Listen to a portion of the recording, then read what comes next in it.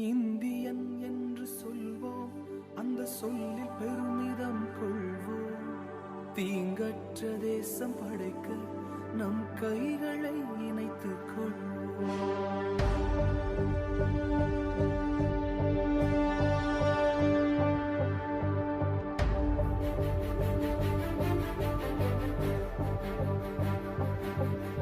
இது எங்கள் பாரதம், இது எங்கள் பாரதம், இது எங்கள் பாரதம், இது எங்கள் பாரதம்.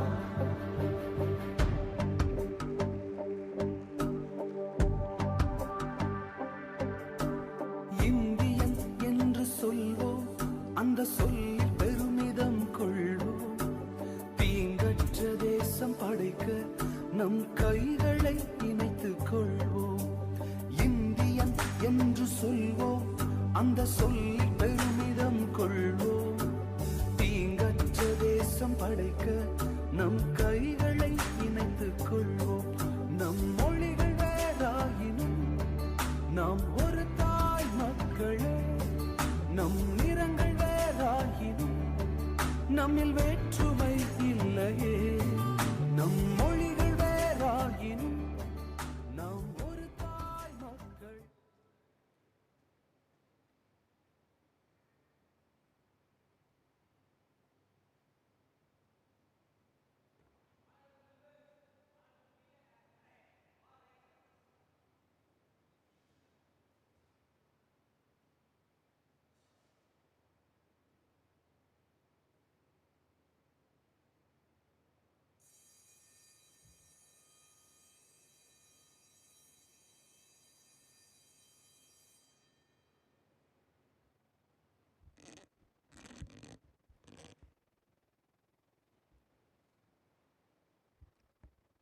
Honorable members of this Lok Sabha, congratulations on your elections to this esteemed house. You have been chosen to represent the hopes and aspirations of millions of Indians. This is both an honor and a great responsibility. As members of the Kishore Sabha, your role is to engage in meaningful debate while maintaining the dignity of this house. I believe that together we can make a positive difference for our country. I wish you all a very productive tenure. Jai Hind.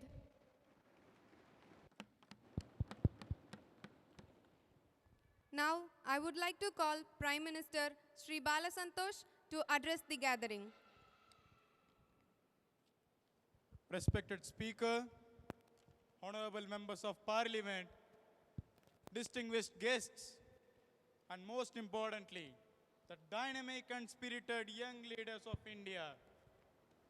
It is both a privilege and a pleasure to stand before this august assembly, where the torchbearers of tomorrow are gathered.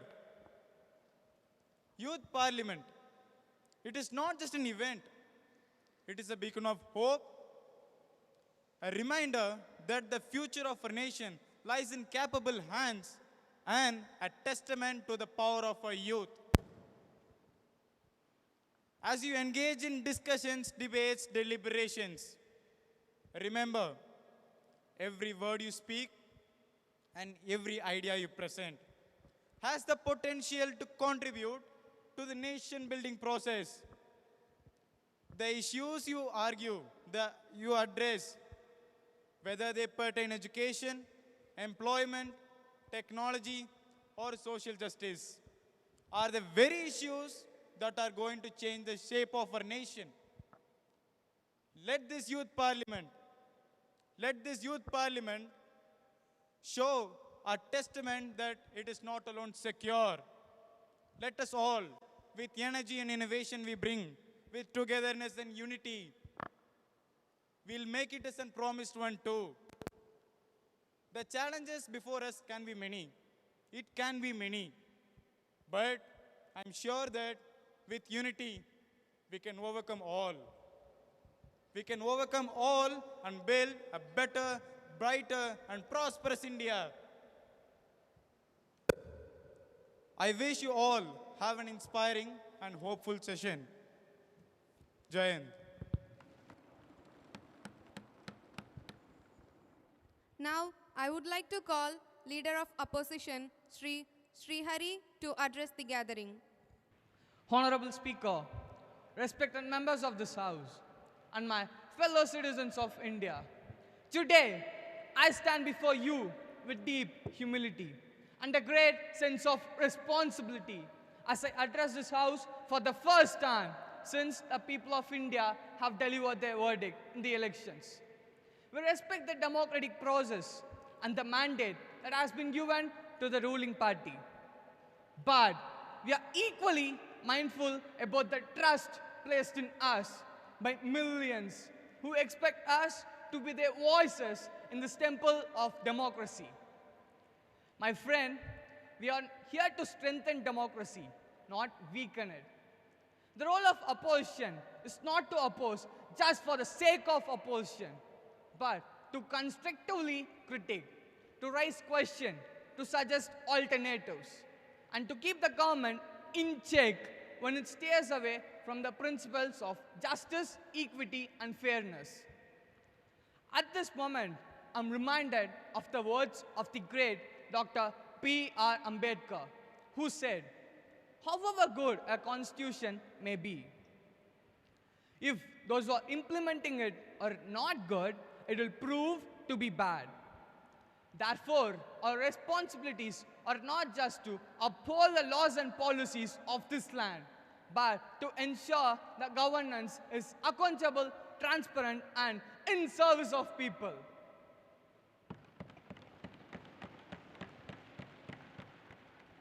Therefore, let this be the term where politics of division is replaced with politics of inclusion.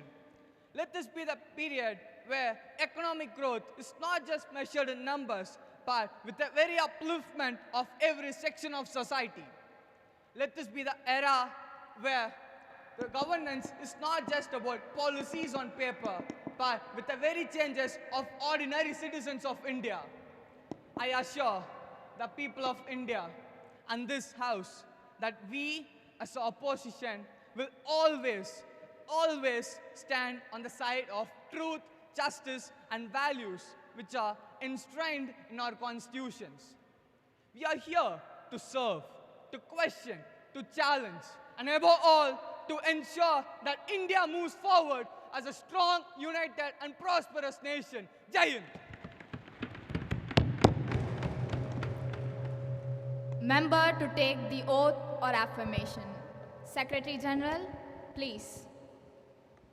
Srimati Sandhya, who stands elected from the Idukki constituency of Kerala, will now take the oath or affirmation.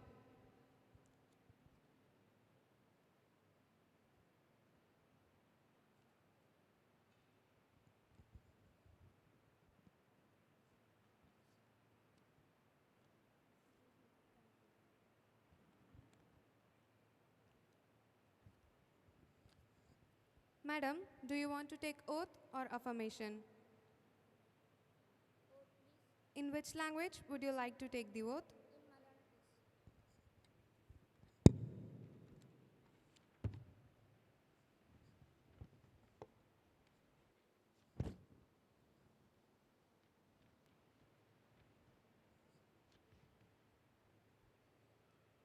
Youth പാർലമെന്റിൽ താഴ്ന്ന അംഗമായി തിരഞ്ഞെടുക്കപ്പെട്ട സന്ധ്യ എന്ന ഞാൻ ഇന്ത്യയുടെ ഭരണഘടനയോട് സത്യസന്ധമായ വിശ്വാസവും പ്രതിബദ്ധതയും പുലർത്തുകയും ഇന്ത്യയുടെ സമ്പൂർണ്ണതയും അഖണ്ഡതയും നിയമമനുസരിച്ച് സംരക്ഷിക്കുകയും ഞാൻ ഏറ്റെടുക്കാൻ പോകുന്ന ദൗത്യം വിശ്വാസപൂർവ്വം നിർവഹിക്കുകയും ചെയ്യുമെന്ന് ദൈവത്തിൻ്റെ പേരിൽ പ്രതിജ്ഞ ചെയ്യുന്നു.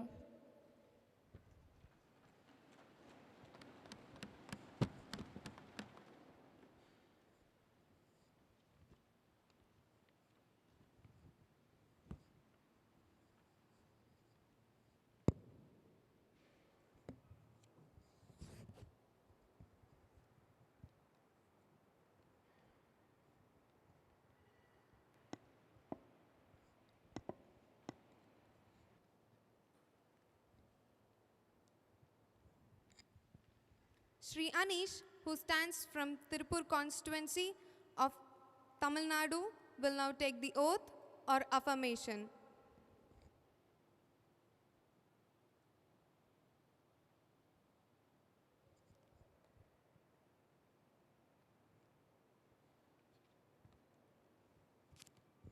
Sir, do you want to take the oath or affirmation? Oath, please. In which language would you like to take the oath? In Tamil, please.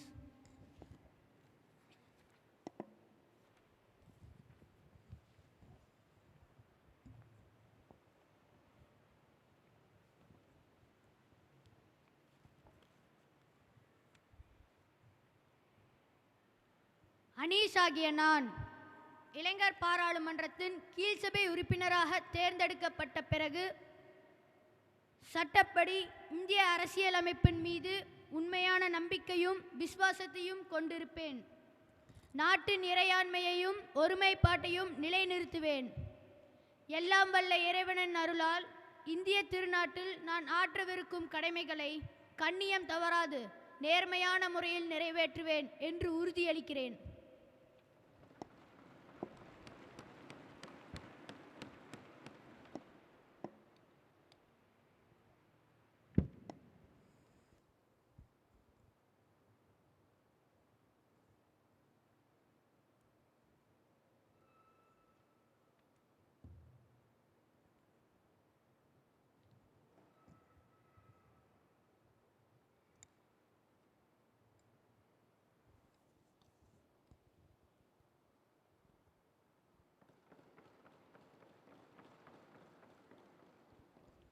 Sri Maitish, who stands elected from the Meerut constituency of Uttar Pradesh, will now take the oath or affirmation.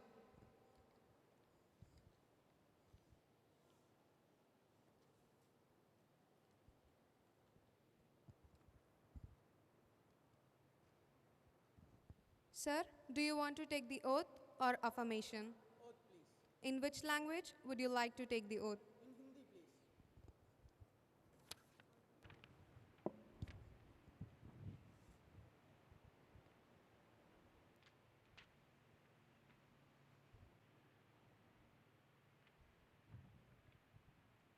मैं माइतीश युवा संसद के निचले सदन का सच से चुने जाने पर मैं ईश्वर की शपथ लेता हूँ। मैं कानून द्वारा स्थापित भारत के संविधान सच्ची आस्था और निष्ठा रखूंगा। मैं इसकी संविधान बनाए रखूंगा और अखंडता। मैं भारत का कर्तव्य और जिस कर्तव्य में प्रवेश कर रहा हूँ उसका निष्ठापूर्वक पालन करूंगा। धन्यवाद।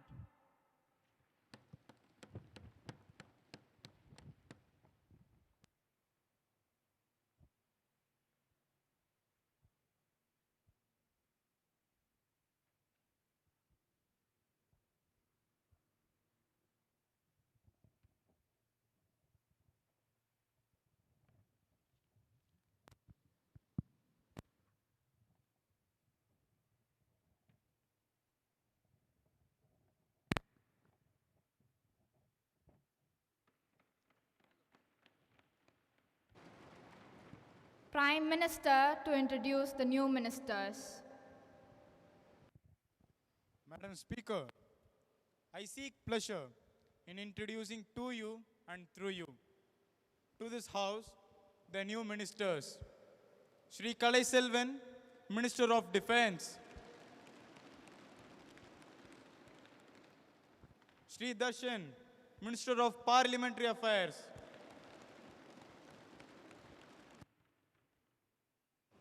Now the question hour starts. Question number 101, Shri Pranesh. Will the Minister of External Affairs be pleased to state whether India has taken any diplomatic initiatives to stop the ongoing war between Palestine and Israel? If so, the details of mediations or talks that India has initiated in this regard, and the position India has taken at the multilateral forum such as UN and the other entities in this regard, and how did India has argued and voted on the issue of Israel and Palestine at UNGA and UNSC for the last 5 years resolution-wise. And whether India is considering to give asylums or any other assistance to the Palestinian on humanitarian grounds, and whether India has aided Israel recently by sending labor workforce during wars. Honorable Minister of External Affairs. Honorable Speaker and my dear members, India has strongly condemned the terror attacks on Israel on the 7th October 2023 and also the loss of the civilian lives in the Israel-Hamas conflict. India has called up for ceasefire and has provided humanitarian assistance to the people of Gaza. During the ongoing conflict, India has provided 70 tons of humanitarian aid, including 16.5 tons of medicines and medical supplies. We have also called up for the release of remaining hostages.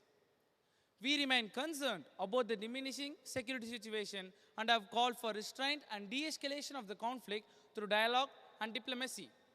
Our Prime Minister and I have spoken to several leaders, including the President, Prime Minister, and the Foreign Minister of both Israel and Palestine. We have also reiterated our positions in the multilateral forum, such as the UN, G20, BRICS, and the Voice of the Global South Summit. India's policy towards Palestine has been long-standing, and we have always supported and negotiated two-state solution towards the establishment of Palestine, an independent Palestine with secure and recognized borders, living in side by side with peace in Israel. Our voting on UN resolutions has been online with our stated policies. Around 26,000 Indian nationals who have been migrated from India to Israel to work in the different sectors of the Israeli economy have been supported by our government. India and Israel commenced discussions on a framework agreement for the temporary employment of Indian workers in Israel. And this was concluded in the November 2023, under which 4,825 Indian workers have so far been placed in Israel. Does anyone have any supplementary question? Let's move on to the next question. Question number 102, Shri Nitish Pavitran. Honorable Speaker, will the Minister of Home Affairs be pleased to state whether central government has initiated any new policy to protect Indian fishermen from Tamil Nadu from being arrested, tortured and imprisoned by Sri Lankan Navy in violation of all international treaties and bilateral agreements in the last 1 year? If so, the details thereof, and the status report of initiatives taken by bilateral joint working groups in the last 1 year to resolve the above state fishermen's issue. The details thereof. Honorable Minister of Home Affairs.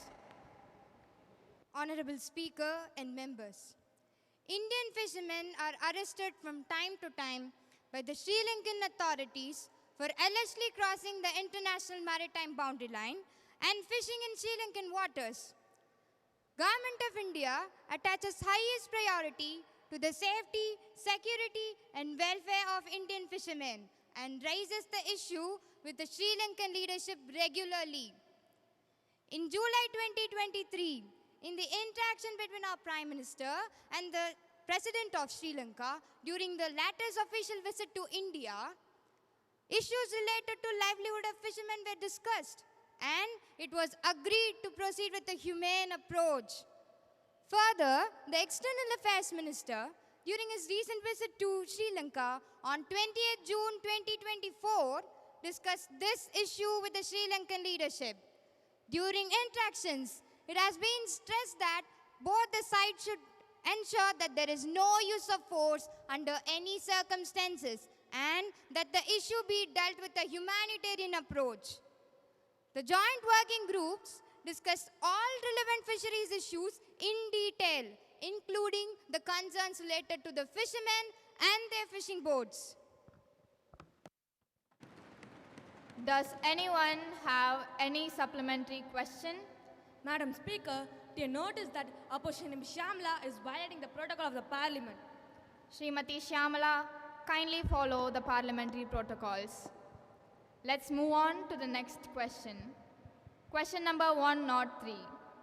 Srimati Nikhila. Honorable Speaker, will the Minister of Tourism be pleased to state whether the government has made any effort to conserve or preserve cultural sites abroad, especially in the Southeast Asian region, and if so, the details thereof.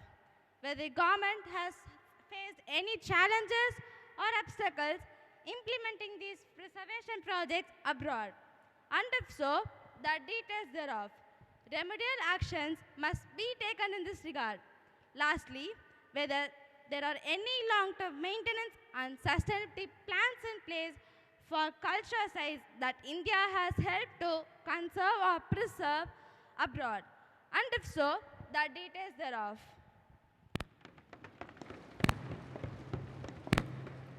Honorable Minister of Tourism. Respected Speaker and honorable members of the Parliament, the government has made conscious efforts in working towards the conservation of cultural sites abroad, especially in the Southeast Asian region in recent times. In March 2020, a dedicated division in MEA DPA-4 was established for undertaking such conservation-related issues. This division implements such conservation projects through the Archaeological Survey of India, Ministry of Culture. Over the years, India has carried out about 60 completed projects in 21 countries. The government has not faced any challenges or obstacles in their implementation apart from the issues like the pandemic travel restrictions. The conservation projects are undertaken as a bilateral development cooperation activities. These conservation projects are identified with the consultation of the host country, and an intergovernmental MOU is signed for the implementation of such projects. Preservation and conservation of heritage sites and antiquities require sustained conservation efforts for a long period of time. During this implementation, it is ensured that the local monument authority works in close partnership with the ASI experts in order to ensure that they have the necessary capacity to carry out a periodic routine of maintenance work. These conservation projects includes the necessary components for the site improvement works and tourist amenities which ensure long-term sustainability of conservation works carried out. Apart from that, the MEA through the ASI periodically deputes experts to respond to any conservation-related issues. Some of the countries which were helped by the Indian government are the Monkey Temple in Nepal, the Borobudur in Indonesia, Sukhothai in Thailand, and etc. Does anyone have any supplementary question? Let's move on to the next question. Question number 104, Sri Arish.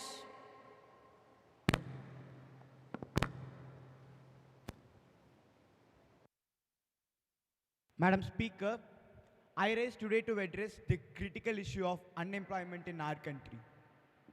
The India Employment Report 2024, created jointly by Institute for Human Development and International Labour Organization, provides a comprehensive overview about the trend in our labour market over the past decade. While there are areas of progression, there are also significant concerns that is to be addressed immediately. You see, the working population of India has increased from 61% in 2011 to 64% in 2021, which could eventually go up to 65% in 2036.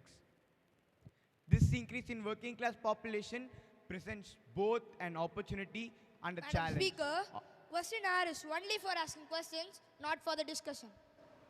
Sri Arish, please frame your sentence as a question. Yes, ma'am. This report also reveals a worrying trend. The participation of youth in economic activities has gone down to 37% in 2022. Our youths, who represent the future of our nation, has got little to do with its economic growth. I would like to make my question clear to the government. What are the steps taken by this government to ensure that this increasing population has sufficient job opportunities? And can the minister outline the reason behind this trend and tell the steps taken to ensure that this trend is reversed? Honorable Minister for Education and Skill Development. Respected members of the Parliament and Honorable Speaker, the data on employment and unemployment is meticulously collected through the periodic labor force survey by the National Statistical Office. This survey has been conducted since 2017-18. The latest annual PLFS report on 2019-20 has provided a detailed analysis on the unemployment rates across various states and union territories for individuals aged 15 and above. This data serves as a critical tool on shaping policies that addresses the employment challenges our country faces. Employment generation coupled with enhanced employability is a top priority for our government. To this end, our government has implemented several initiatives aimed at generating employment and boosting our economy, particularly in the wake of the adverse impact of the COVID-19 pandemic. One of the flagship initiatives is the Atmanirbhar Bharat package, which was introduced to stimulate businesses and mitigate economic challenges posed by this pandemic. This comprehensive package includes a fiscal stimulus of over rupees 27 lakh crore. This focuses on making India self-reliant while creating numerous employment opportunities across the nation. The Atmanirbhar Bharat Rozgar Yojana was launched in October 2020 as part of this package to incentivize employers for creating new jobs while providing social security benefits. This scheme has already extended its benefits to nearly 52 lakh beneficiaries through 1.35 lakh establishments. This illustrates the government's commitment to reducing unemployment and restoring jobs lost during the pandemic. Our government is taking this issue very seriously, and we are tackling it from multiple fronts. Does anyone have any supplementary question? Shri Prem Kumar. Madam Speaker, over the past decade, we have seen a great fluctuation in the employment rate. What long-term strategy is the present government considering to reduce and stabilize the unemployment rate in our country? Madam Speaker, to address the fluctuations in the unemployment rate and stabilize it over the long term, our government is focusing on several strategic initiatives. These strategies are not only designed to create immediate employment opportunities, but also to foster sustainable economic growth and development. Here are some key long-term strategies. Skill India Mission, New Education Policy 2020. These programs are brought to enhance skill development and bring a reform to education. Startup India and Stand Up India, Mudra Yojana. These programs are brought for the promotion of entrepreneurships and startups. By integrating these long-term strategies, our government aims to create a robust and resilient economy that can withstand fluctuations in the job market and provide stable employment opportunities across various sectors. Our main focus is on creating a diversified economic base, fostering innovation, and ensuring that the workforce is equipped to meet the demands of the future. Does anyone have any supplementary question? Madam, a serious breach of privilege has been committed by the leading newspaper of Delhi. While commenting upon Public Accounts Committee, the paper has attributed dishonest motives. I request you to allow me to raise question of the matter now. Shri Adish, have you given notice of it earlier? You may give due notice along with a copy of the newspaper cutting, and I shall consider it. You cannot spring a surprise on me like this. Madam Speaker, I have already given notice of it at 10 a.m. today. Then it will be examined by me when it comes to me, and I shall let you know my decision. Now papers to be laid. Honorable Minister of Steel and Mines, Shri Nishant Krishna. Madam, with your permission, I would like to lay down the following. Review by the Government of the working of the Steel Authority of India Limited, New Delhi for the year 2021-2022. Annual report of the Steel Authority of India Limited along with the audited accounts and comments of the Comptroller and Auditor General thereon. Third, the Memorandum of Understanding between the Steel Authority of India and the Ministry of Steel for the year 2022-23.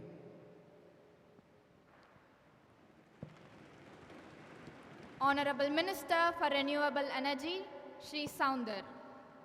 Madam Speaker, I lay a copy of papers related to the reports of the following.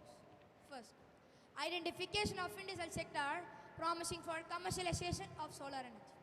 Second, market assessment of solar war rating in Himalayan regions. Third, Delhi International Renewable Energy Conference. Honorable Minister for Human Resource Development, Shri Kapil Kumaran. Madam, with your permission, I would like to lay down the following. Report of working groups of subcommittees of National Development Council. Report on technology mission on oil seeds and pulses. Report on integrated nutrient.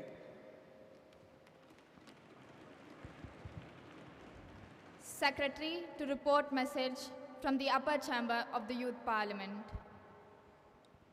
Madam, I have to report the message received from the Secretary of the Upper Chamber of Youth Parliament is that the Bill for Regulation of Sports Bodies 2019, which government passed in last session, has been rectified and it is ready to be sent for President's approval. Secretary to lay on the table a copy of the bill as passed by the upper chamber. Madam, I lay on the table of the House the Bill for Regulation of Sports Bodies 2019. Honorable members, I have to make an announcement. On my own behalf of the honorable members of this House, I have great pleasure in extending our warm welcome to His Excellency, Mr. Sven Jacobsen, Speaker of the Danish Parliament, and the honorable members of the Danish parliamentary delegation who are on a trip to India as our honored guests. The other honorable members of the delegation are Mr. James Nutt, Deputy Speaker,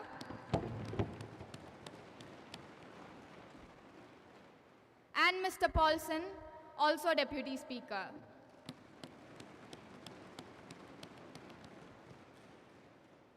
It is very high-powered delegation. The delegation arrived on Tuesday, 10th September 2024. They are now seated in the special box.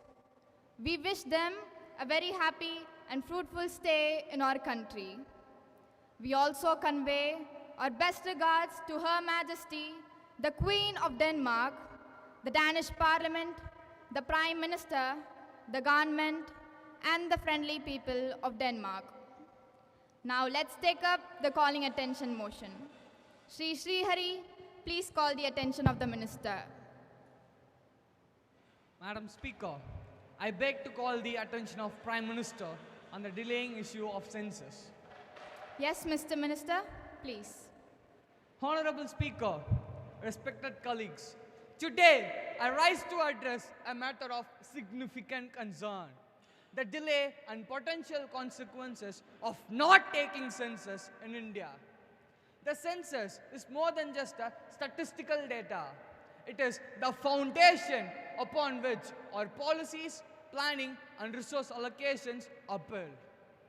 First and foremost, my sincere appreciation to the present ruling government for breaking a 150 years of record. Do you all wonder what it is? It is the record of not taking the census.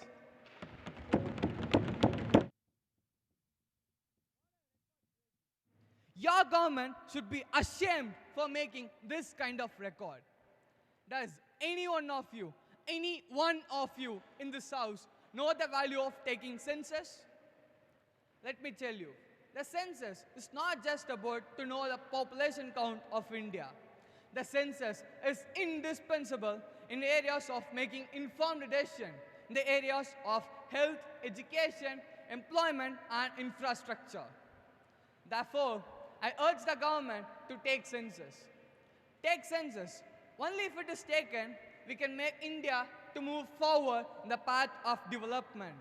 If not, if it isn't taken, even after decades and decades, India will still be known as progressing nation and never in the near future called as progressed nation. I urge the ruling party members, if you can make any significant changes in your period of time, please don't destroy what we have built. I wish to see India moving to the list of developed nation from the list of developing nation. Please, I beg you not to take India to the list of underdeveloped nation. I think opposition members are unaware about the COVID pandemic. Honorable Speaker, he is addressing the Parliament without any prior permission from you. Shri Sanjay, you may address the House when you are called for.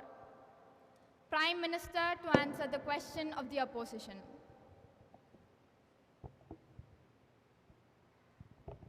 Respected Speaker, honorable members of Parliament, I rise today to address the issue raised by the opposition regarding the delay in conducting the census. First of all, let me emphasize that census is one of the most important and most critical exercise undertaken by the government. As said by the opposition, it serves as the foundation for policy making, resource allocation, and governance at every level. However, the delaying in census is not a matter of choice by this government. I hope that the opposition knows about the global pandemic called COVID-19. This COVID-19 has had profound impacts on our great nation, affecting almost all aspects of life, including large-scale governmental operations like the census. Census requires extensive on-the-ground data collection involving millions of enumerators across the length and breadth of our nation. Conducting such an exercise in the midst of pandemic, does this opposition wants to conduct census at that time? Definitely not. Conducting such an exercise in the midst of pandemic would have posed significant risk to the public health. And it is our responsibility. It is our responsibility as a government to take care and prioritize health and safety of our people. Delaying the census was a prudent decision. It was a prudent decision made by our government to avoid the potential spread of the virus. If not, it could have endangered the lives of the people. Let me assure this House, let me assure that this government is fully committed towards conducting the census as soon as it is feasible. Preparations are already underway. Preparations are already underway and we are closely monitoring the best situation to conduct the census, ensuring the two factors. One, health and safety of the citizen. Two, accuracy in data. Dhanyavad. Sri Charan. Madam Speaker, the COVID-19 pandemic has undoubtedly posed challenges in conducting the census. However, it must not be prolonged any further. We must explore alternative methods, including technology-driven approaches, to ensure the timely collection of essential data. The government must prioritize the resumption of census process with urgency and transparency.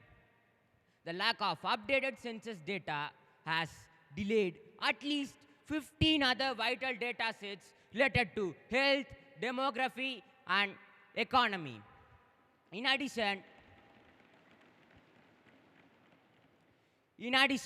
it also affected the quality of surveys of NSSO. Nearly 10 crore people have been left out of PDS due to the lack of updated figures and the government's failure to conduct the 2021 census. It is unfortunate that we still stuck at the 80 crore figure from the old census because the 2021 census was never conducted.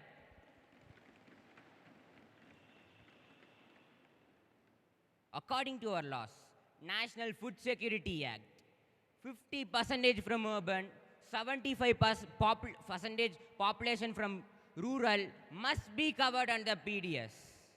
If the census conducted today, nearly 10 crore people will be added in the beneficiaries of PDS. Minister of Home Affairs, Srimati Pranita. Honorable Speaker and respected members of the Parliament, I appreciate the concerns raised by the opposition regarding the delay in the census, its impact on various data sets and welfare schemes like the public distribution system. Those are valid points, and I assure you that the government is fully aware of the implications. However, let me address these concerns systematically. The COVID-19 pandemic was an unprecedented global crisis that disrupted not just the public health, but every aspect of governance. The decision in delaying the census was not taken lightly. It was based on the need to protect the lives of the citizens and census workers alike. A rushed census during the peak of the pandemic would have jeopardized public safety and likely resulted in unreliable data. The suggestion to explore technology-driven approach is well taken, and I am pleased to inform the House that the government has already been working on integrating technology into the census process. Preparations are underway to incorporate digital tools to enhance efficiency and accuracy of data collection. However, implementation of such a large-scale technological transition also requires meticulous planning and execution in order to ensure data integrity and security. Regarding the concern about the public distribution system and 100 crore individuals potentially being left out due to outdated census data, I want to emphasize that the government is committed to ensuring that no citizen are deprived of their entitlements.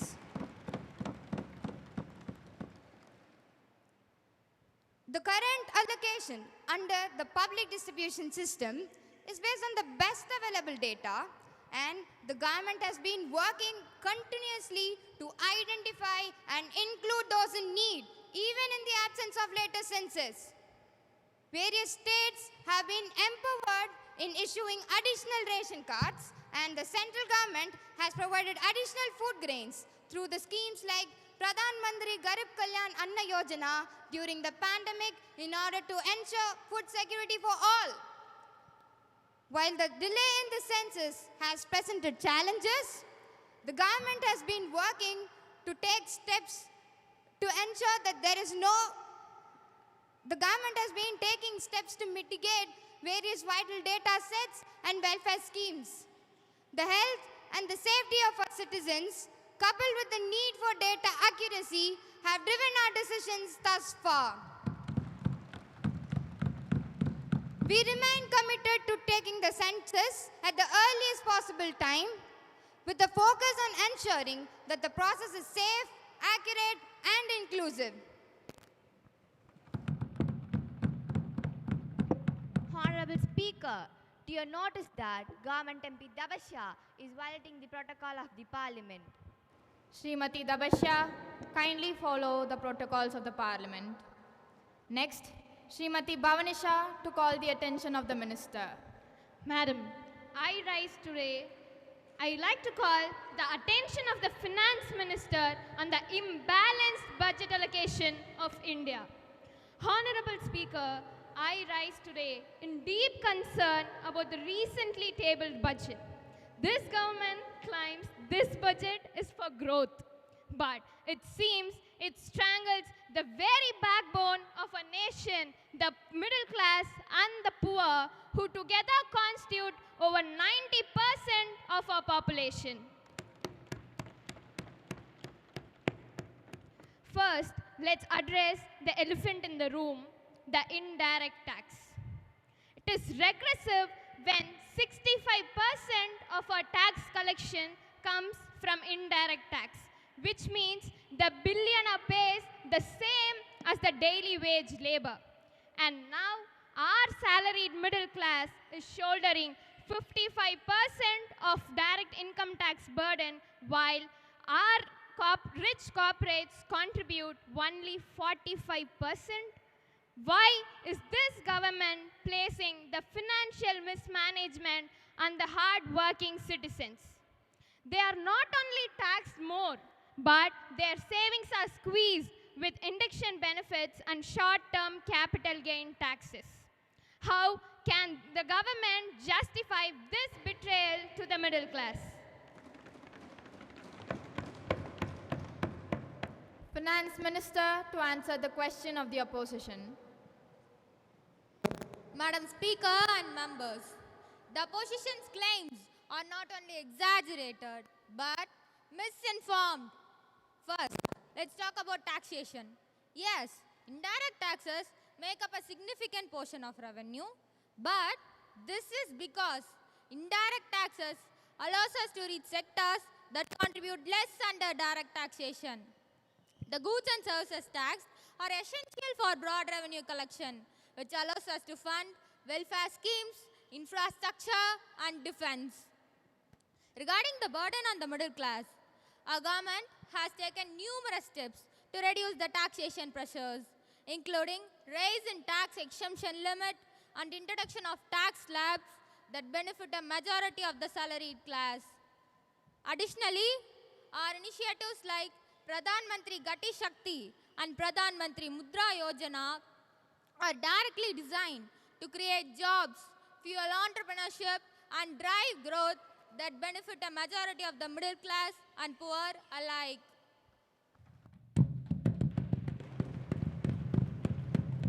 Shri Varun. Madam Speaker, while the government boasts of its allocation towards healthcare and 18% GST on life-saving health and medical insurance is nothing short of extortion. 8,263 crore rupees collected in GST on health insurance is blood money.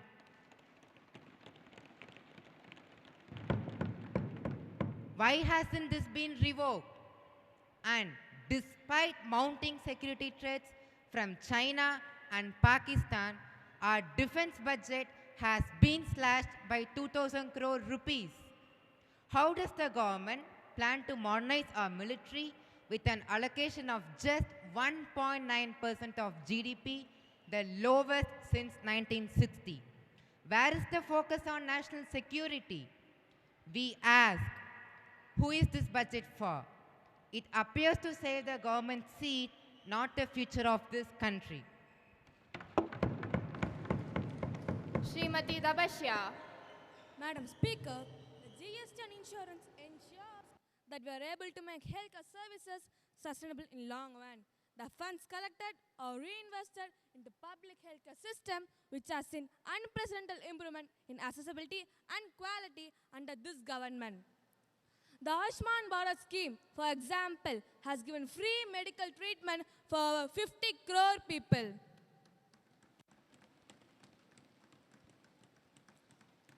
On defense, I must remain the opposition that allocation of rupees 6.22 lakh crore is robust and sufficient for modernizing armed forces.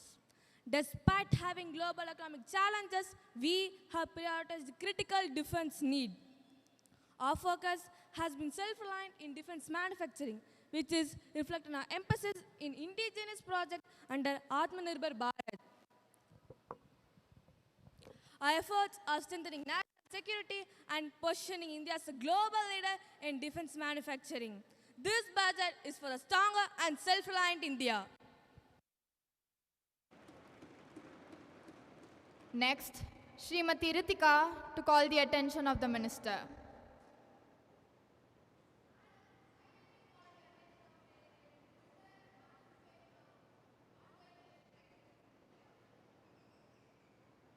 Yes, Ms. Minister, please.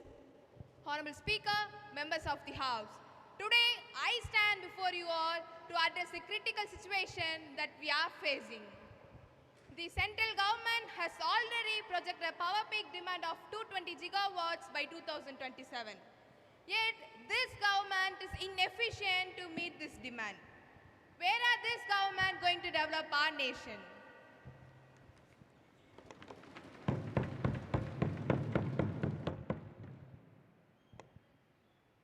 Honorable Minister for New and Renewable Energy. Honorable Speaker and respected members of the House, I thank the opposition for bringing up this important issue as it allows to clarify the government's position and the steps we are taking to address the energy challenges facing our nation. The government is fully aware of the growing energy demands and we have been proactive in addressing this. Our plans to increase the country's power generation capacity are well underway, with significant investment in both conventional and renewable energy projects. The CES projections are not being ignored. On the contrary, they are guiding our strategic decisions to ensure we meet and even exceed the projected demand by 2027. The government recognizes the inefficiencies in the current distribution, and that's why we have initiated several projects aimed at modernizing the grid. The Smart Grid Initiative, for instance, is transforming the way we manage and distribute power, reducing transmission losses and ensuring more reliable supply. These projects are, of course, more complicated and it requires time. But still, the progress is being made and we are confident that these efforts will yield significant improvements. The Energy Conservation Act and the initiatives under Bureau of Energy Efficiencies are already making a difference. We are targeting 10% reduction of energy consumption by 2025 and we are on the track on achieving this goal. Furthermore, the Ujala scheme has distributed over 360 million LED bulbs, ensuring reduction of energy consumption at households. Srimati Lakshana.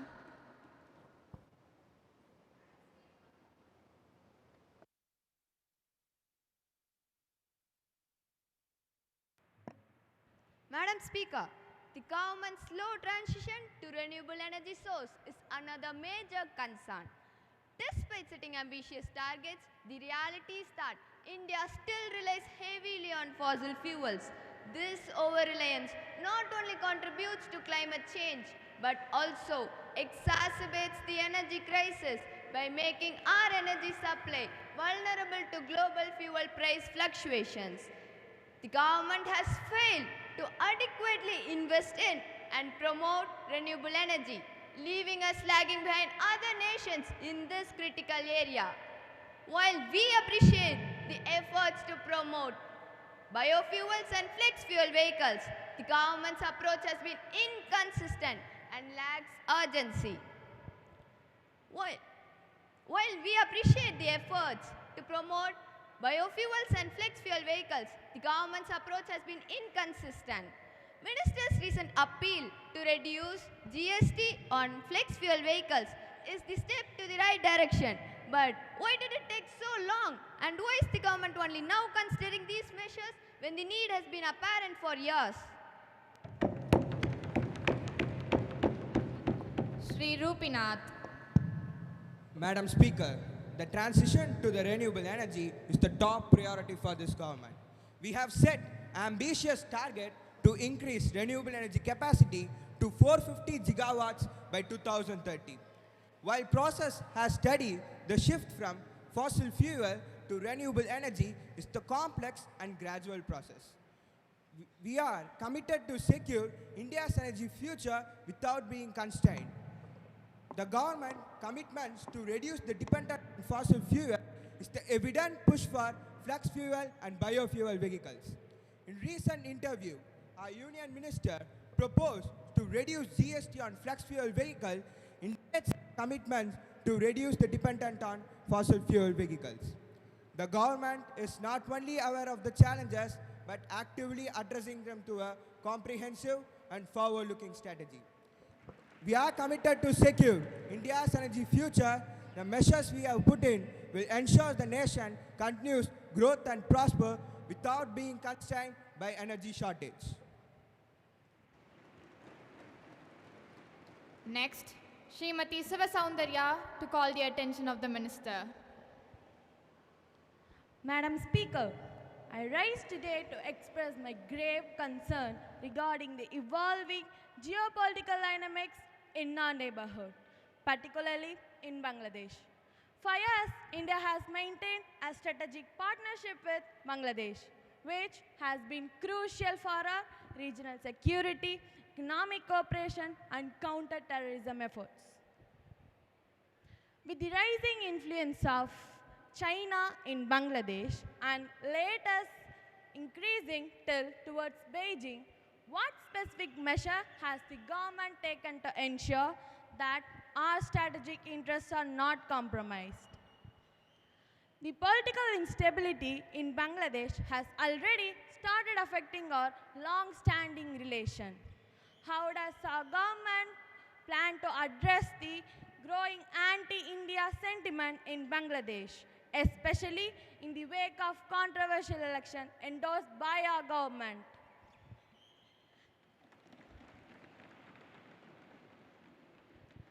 Bangladesh has become a vital corridor for trade, especially in our northeast region.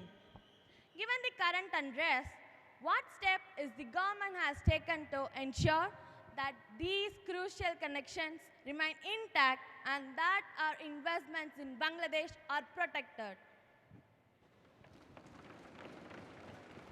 Defense Minister to answer the question of the opposition.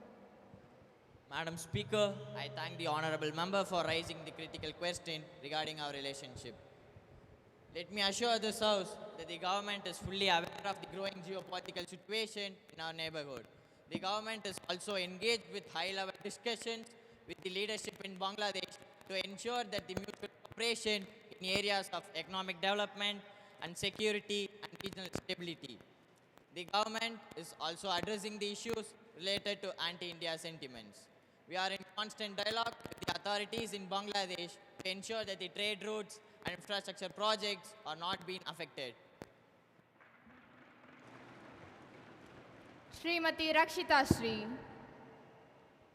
With our neighborhood, first policies at stake, Madam Speaker, can the government assure this House that it is engaging with all political factions in Bangladesh to avoid being perceived as supporting any one party? How is the government balancing its relationship with other regional powers while maintaining our interests in Bangladesh? Considering the looming threat of increased Chinese influence in the region, does the government have any comprehensive strategy to counteract this influence? Lastly, will the government prevent Bangladesh from drifting away from its traditional alliance with India? Shri Dinesh Ram. Our government's foreign policy is based on non-interference and mutual respect. We are engaging with all political factions in Bangladesh to foster a broad-based relationship. We are also maintaining a good relation with our other neighbors, including China, to safeguard our strategic interests. The government is fully committed to countering any undue influence in the region. We are also working with our international partners, including the US, European nations, and regional allies, to support the economic stability and development of Bangladesh. Our main focus remains on ensuring that India's role in South Asia remains strong and that our relationship with our neighbors are built on trust, mutual benefit, and respect for sovereignty. Madam Speaker, this government is ensuring that India's neighborhood remains peaceful, prosperous, and aligned with our strategic interests. Now, let's take up the adjournment motion. Honorable Member of Opposition, Shri Tamilmati. Honorable Speaker, I beg for leave of the House to move the adjournment motion. The question is that leave be granted to the member to move their adjournment motion. Those who are in favor will please stand up. The leave is granted.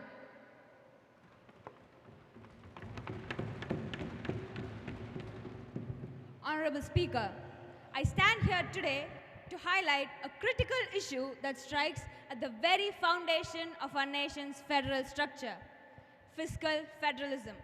Over the years, we have seen the deliberate and steady erosion of the financial autonomy of the states, especially those ruled by the opposition party. The current government has consistently favored centralization, reducing the state's share of central taxes from the constitutionally mandated 41% to a mere 32%.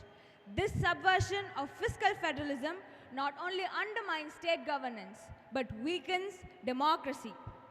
The states are starving for funds, while the center uses every opportunity it gets to impose its control. The irony is that the states face strict borrowing limitations, while the center seems to have no such restraints. Is this the spirit of cooperative federalism that this government promised?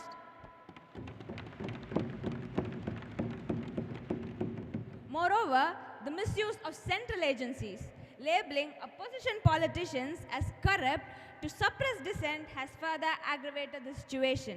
Even the governors have overstepped their authority by deliberately delaying the approval of bills passed by the state assemblies. The blatant misuse of power is unprecedented, and the center's indifference to the constitution spirit is alarming. Consider the case of GST. The states were promised compensation for revenue losses. But what has been the outcome? The shortfall in revenue growth, leaving the states in dire straits. The state's expenditure on centrally sponsored schemes has risen disproportionately compared to the center's share. The states are left bearing the burden of financing these schemes, stretching their budget beyond its limits. Let us take Tamil Nadu, for example. The state has contributed disproportionately to rural housing under the PM Awas Yojana, while the center's share has been embarrassingly small. The delay in releasing funds for plans like the Phase 2 of the Chennai Metro is another clear example of how the states are being neglected. The union government's favoritism is very evident. When center-led states receive special incentives, while opposition-led states like Kerala are overlooked, even though they face dire financial challenges. This violation of Article 293 of the Constitution, which safeguards the state's borrowing rights, along with the shrinking divisible pool of taxes, is putting immense pressure on the states. The gross disparity in the state's per capita income, with backward states receiving more resources, while the more advanced states suffer without adequate support, is a clear testament to the government's misplaced priorities. Is this how you plan on building a strong nation? By weakening the very states that contribute to its progress? I dare the ruling party to give us a convincing response. Shri Naresh. Respected Speaker and the members of the Parliament, I stand in front of you to answer the accusations made by the opposition. These are accusations which are deeply misplaced and totally misleading. So, let me answer the accusations one by one. First, the foremost accusation related to fiscal federalism. We all know that fiscal federalism is the bedrock of our system, and this government has done more to the states than any other previous administration. Second, the question related to unfair distribution of resource. These are claims without any base. The government has ensured a fair distribution of resource among the states through a commission called 15th Finance Commission, which has ensured a fair distribution of resource among the states, and the states continue to receive what they due to according to the guidelines. Third, the question related to the central taxation in the state shares. Yes, the shares has went from 41% to 32% due to an unavoidable economical condition what we have. However, this has been communicated to the states transparently. Regarding GST, we acknowledge some delay in the compensation due to an unavoidable external economical pressure what we have. And we ensure that every state receive what they due to according to the guidelines what we have. Fifth accusation, what are the reforms taken by the government to improve the revenue collection method in the state? We, the government, has taken lot of initiatives and reforms to streamline the revenue collection method in the country and improve the revenue collection in the country. Last but not the least, the claim on the government, we misusing the central agencies and the governors. These are claims without any base. These are claims to divert the internal issues of the parliament and the country. These are the claims which are only to divert the country and the people from the problems what you create and from the problems what we have. The government only takes steps in the roots of the law, and we try to remove the inefficiency and corruption from these steps. Jai Hind. Srimati Varsha. Madam Speaker, on the point of centrally sponsored scheme, the opposition failed to mention that these schemes are designed to uplift the poorest section of the society, and state have benefited from the infrastructure and welfare projects implemented under them. The goals may vary, but our goal is always to ensure that people of every state is irrespective of political leadership benefit. Finally, the accusation of favoritism is absolutely unfounded. Every states are treated equally and all fundings allocations are done based on the merit and needs. This government is committed to the inclusive growth, ensuring that both backward and states prosper without any bias and discrimination.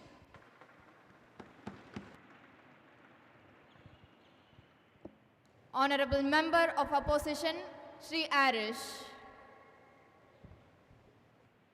Madam Speaker, I rise today to discuss the ongoing issue of safety of women in India. Honorable Speaker, today I stand not just as a voice, but as a witness to the growing fear that women in India face daily. Despite years of promises, the harsh reality remains unchanged. Women in India still continue to live in a state of constant vigilance. They fear for their safety on the streets, at working places, and even within their own homes. This is not the India our forefathers envisioned. This is not the India we envision, and we should never tolerate this. Moreover, the numbers are damning. Crimes against women, rape, harassment, domestic violence are all rampant. My question to the government is simple yet pressing. Number 1, why is workplace safety still a question mark?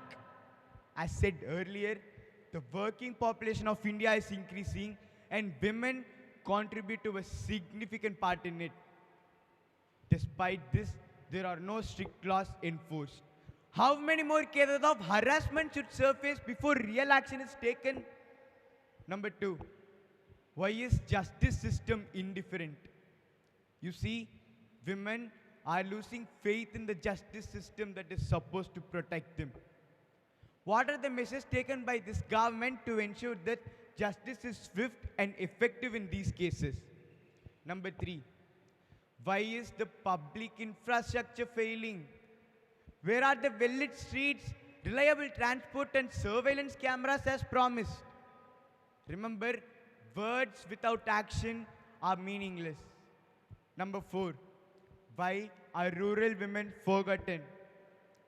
The situation of rural India is worse than ever before. Is the government pro-urban? Does the government only take care of urban India? Number 5, why does crime against women still persist? People are feeling ashamed to live in a country like this. What are the tangible measures taken by this government to ensure that women can walk freely? Honorable Speaker, the safety of women reflects the concerns of a society. This is not just a women's issue, but a national crisis. Time for hollow assurance is over. We demand a national action plan that is effective, responsive, and accountable. I would like to ask a question to the government. The question is not, when will women be safe, but why aren't they safe already? Jai Hind. Honorable Minister for Women Empowerment, Srimati Shamika. Madam Speaker, I appreciate the concerns raised regarding women's safety. This is the top priority of our government. We have strengthened laws, established fast-track courts, and set up one-stop crisis center to support victims. We are committed to better enforcement and working with state governments to ensure safety. We are improving public spaces by enhancing street lightings, installing CCTV cameras, and increasing the presence of police. We are making public transport safer with women-only compartment and more women officers. We have introduced gender sensitivity training for police and are streamlining case management to ensure quick action. Accountability mechanisms have been strengthened. We are enforcing sexual harassment of women at Workplace Act and ensuring organizations set up internal complaint committee and awareness campaigns have been launched.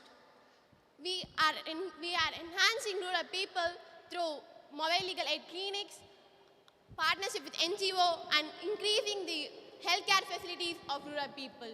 Through various campaigns like Beti Bachao, Beti Padho, we are challenging regressive norms and promoting gender equality. Community leaders and educators are the key partners in this effort. In conclusion, women's safety is a fundamental right and we are taking decisive steps to ensure it. Shri Anish. Honorable Speaker, the government cannot hide behind statistics and their hollow promises.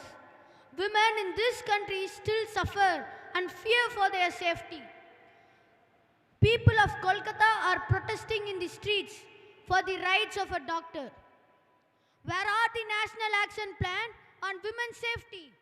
Where are the coordinated efforts combining law enforcement, education, and community engagement to ensure that women of our country is safe? I stand here demanding answers. Women's safety is not a women's issue. It is and it should be considered as a national issue. Shri Lakshmi Narayanan. In response to the question regarding a national action plan, the government has already initiated numerous steps to address this issue. The Mission Shakti initiative, for instance, is a comprehensive framework focused on the protection, safety, and empowerment of women, integrating schemes like One-Stop Center and Nirbhaya Fund. We are enhancing coordination between law enforcement agencies and communities through modernized policing and technology, including the Safe City project in major urban centers. Moreover, this government has passed stringent laws such as the Criminal Law Act of 2018, which mandates the death penalty for the most heinous crimes against women, alongside fast-track courts to expedite justice. We are not just reacting to crimes, but proactively engaging with communities with initiatives aimed at changing the societal attitude towards gender. Education programs, especially under the Beti Bachao Beti Padhao campaign, have focused on addressing the patriarchal norms that led to gender-based violence. We are working on ground-level integration through local governance, self-help groups, and civil society participation to create an ecosystem of safety and respect for women. This government stands firm in its commitment to ensure that women live without fear and our actions speak louder than our words.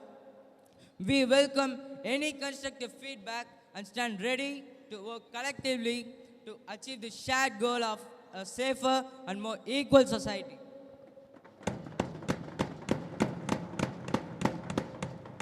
The motion is that the House do now adjourn. Those who are in favor will please say aye. Those who are against it will please say no. I think the noes have it, noes have it, noes have it. Now let's take up legislative business. Honorable Minister of Minority Affairs to introduce the bill. Madam, I beg to move for a leave to introduce a bill WAF 2024. The question is that leave be granted to introduce a bill to further amend the WAFAC Amendment 2024 bill. Those who are in favor will please say aye. Those who are against it will please say no. I think the ayes have it, ayes have it, ayes have it. Leave is granted. Madam, I introduced a bill. A joint parliamentary committee session will be formed and to introduce the bill by the next parliamentary session. Now the House will take up consideration of broadcasting bill. Minister, please. Ms. Speaker, I beg to move. Honorable Speaker, respected members of the House, I stand before you today to discuss an issue that has become increasingly urgent in our society: the necessity of broadcasting bill and regulation of media and social securities in India. Media is in all forms, whether television, radio, print or digital. It is the lifeblood of a democracy. It informs, it educates, it also shapes the public opinion. But however unchecked, it has the potential to mislead and misinform. But the broadcasting bill aims to create a legal and regulatory framework that ensures that it has accountability and transparency across all media platforms. For the kind attention to the opposition party, this is not a step towards limit the freedom of speech, but rather protect the integrity of information shared among millions of people every day in India. One of the major problems we are facing in this digital age is that rapid spread of misinformation and fake news across all media platforms. We are living in a time where disinformation can lead to social harmony and incite violence, and also can spread panic. The proposed regulation will hold up these platforms accountable and ensure that they take appropriate measures to combat against the spread of fake news. This is not a step to betterment of governance, but it is a step to protect our social fabric from the fake news which is threatening to tear it apart. A diverse media landscape is critical for a healthy democratic debate, but the broadcasting bill ensures that no single entity hold up these narratives.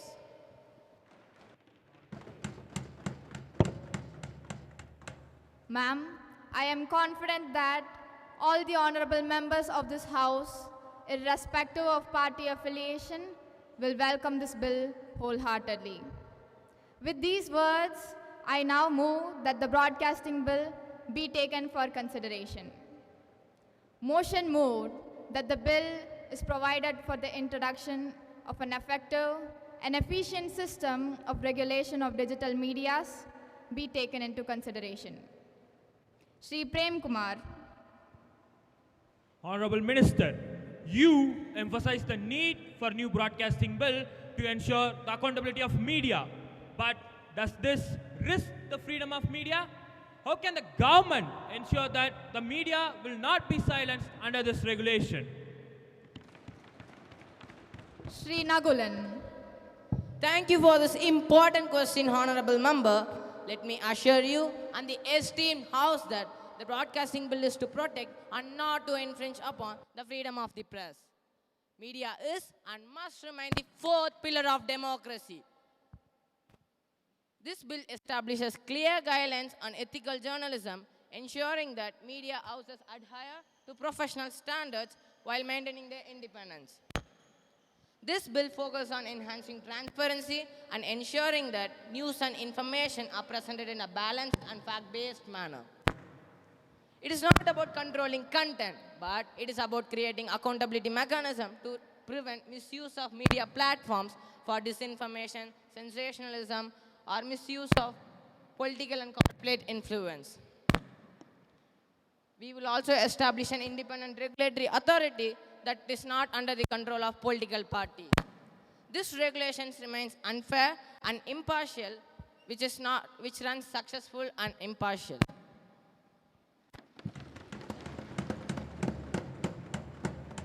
Shri Selva Surya. Respected members of parliament and honorable speaker. With the rise of the digital media platform, we are seeing increasing problem with fake news and unchecked spread of misinformation. How does the broadcasting bill works, which is proposed to regulate the content on these platforms, particularly on curbing the fake news? Shri Subikshan. An excellent question raised from my opposition brother. The rise of digital media platform has indeed brought an unprecedented access to information.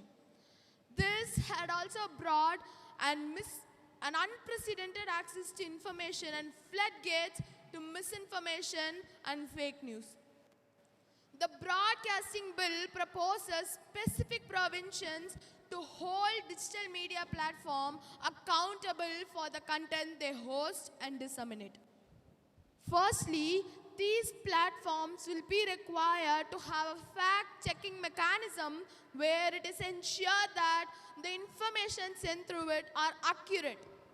But in some cases where misinformation or fake news are identified, the platform will be obliged to act swiftly to remove the harmful content and to correct the false narrative.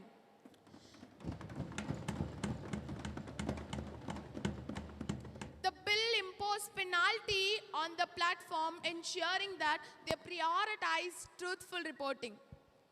This regulation is not intended to stifle online conversations, but it is to improve and maintain public trust among the media and ensure that information ecosystem is healthy and reliable. Through this, I would like to conclude that this government is taking and making sure that the broadcasting bill performs and participates in every event. Srimati Shyamala. Madam Speaker, monopolies in the media landscape have been growing. leading to concern that few large corporations may control the public opinion. How will this broadcasting bill will prevent the media ownership, and what are the steps have been taken to promote the media pluralism? Shri Jayvant. You have raised an extremely pertinent issue. Media concentration is a significant concern, as it can distort public discourse and restrict the diversity of voices in the media. One of the core objectives of broadcasting bill is to promote media pluralism and diversity. To prevent monopolization, the bill introduces anti-monopoly measures that limit the extent of ownership. A single entity can have across different forms of media like television, radio, or digital platform. This will ensure that media ownership remains decentralized. In addition, we will also promote smaller media houses, granting them better access to resources and reducing the influence of large corporations. This intention is to create a level playing field which all voices can be heard.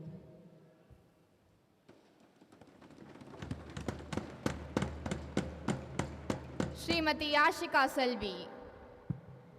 Honorable Speaker, esteemed members of the House, I bring to your notice that the broadcasting bill is not a step towards restricting freedom, but it is a step towards creating a balanced, maintained ecosystem. This is accountable, transparent, and also responsible, which promotes diversity of thoughts and also protects our journalism rights. I urge all of you to support this bill and help to create a media landscape which not only educates and informs, but also strengthens our democracy. The question is that the bill is provided for the introduction of an effective and efficient system to regulate the digital medias be taken into consideration. Those who are in favor will please say aye. Those who are against it will please say no. I think the ayes have it, ayes have it, ayes have it. Motion is adopted. Minister for Information and Broadcasting, please. Madam, I move the bill be passed. Motion moved that the bill is passed. Those who are in favor will please say aye. Those who are against it will please say no. I think the ayes have it, ayes have it, ayes have it. The motion is adopted. Now the House will adjourn to meet again tomorrow at 11 a.m. Jai Hind.